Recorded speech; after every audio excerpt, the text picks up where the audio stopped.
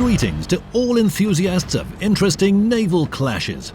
In this episode, we'll show you a battle with one particular player who hasn't decided on their nickname yet, on their beloved battleship, Georgia. Beloved might seem strong, but it's impossible not to admire the chemistry that those two show in this match. This battle is interesting because our hero managed to score around 300,000 damage while being very active. They spent all their time in close quarters combat, and doing so is much more exciting than firing from afar. What should you do if you're attacked by several ships right in front of you? You can either turn around and run, or push forward and show them what you've got.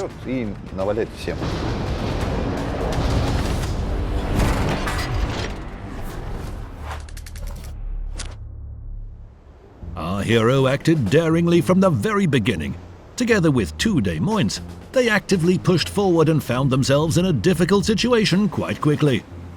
A cruiser and 2 battleships were in front of them, and another battleship was obviously trying to flank them from behind an island. But what about their allies? One Des Moines was already back in the port, while another was pretending to be part of the map border.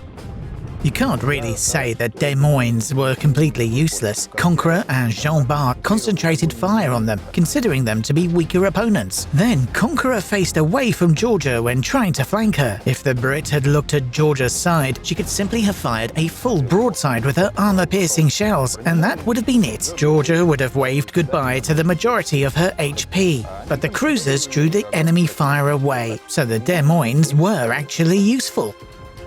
When you see a ship's exposed side and the enemy's guns aren't pointing at you, it's just rude not to thank your opponent with a good salvo. It's equally impolite to run away without waiting for response, but it's much better for one's HP. However, there was only one way available: forward, straight to hell. If you see a bunch of enemies in front of you, you have the option to stand still and wait. But on the other hand, you need to constantly observe the situation and avoid being fired upon by all of them. That's exactly what our hero did, and moved forward instead of standing still. A stationary target is very easy to hit and has no control over the situation. Meanwhile, the situation was becoming critical. The second Des Moines grew tired of staying above the water and went under. An enemy battleship lay ahead, another battleship behind, and a cruiser was trying to flank Georgia. It was a trap. But our hero didn't succumb to panic, and instead they decided to demonstrate how dangerous they were. What an excellent salvo! But Stalingrad managed to fire back, minus 22,000 HP.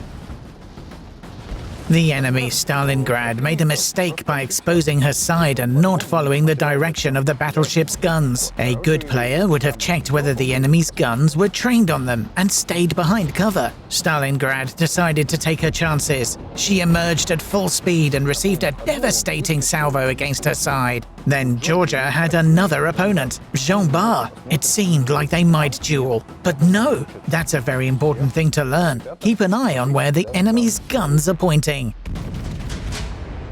Yes, that was a hard hit, but they still had a repair party charge. The main thing was not to stop and keep pushing forward. Then came torpedoes from the sky.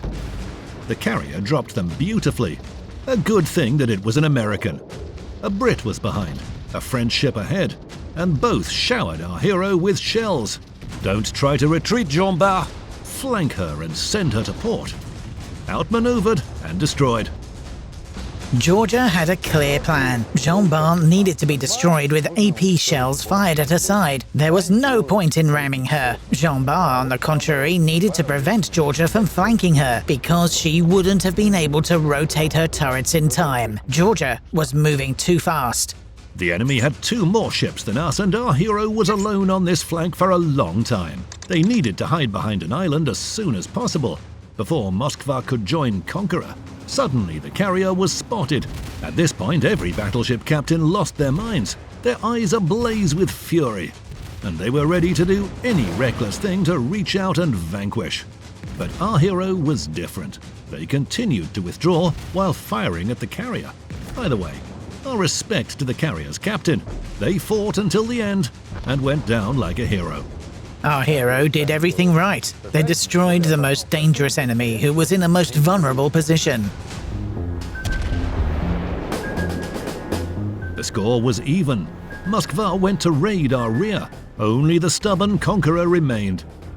It was time to show them what was what. A dangerous opponent. It's good that we had disabled one of their turrets. That's what I call entertainment. Conqueror switched the shell types, while our hero exposed either their side or bow. Her speed allowed the latter to outflank the Brit and send her back to port. The tactics against Conqueror were very simple. Fire at the superstructure and try to flank her. What's more, Georgia was maneuvering all the time. As a result, the enemy tried to select the correct shell type but failed. That was an error on Conqueror's part. It would have been better to try to train the aft turrets on their enemy, because firing from only one bow turret is very inefficient. It seemed that the battle was not yet won. The enemy had two key areas, and we were busy capturing one. An excellent hit on Moskva brought the Kraken to our hero.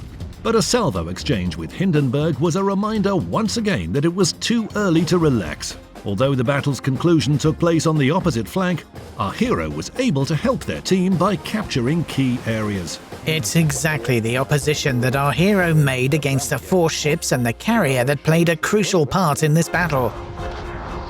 The following things were most important for Georgia in this battle. They needed to closely watch for any enemies that were trying to flank them and prevent them from doing so.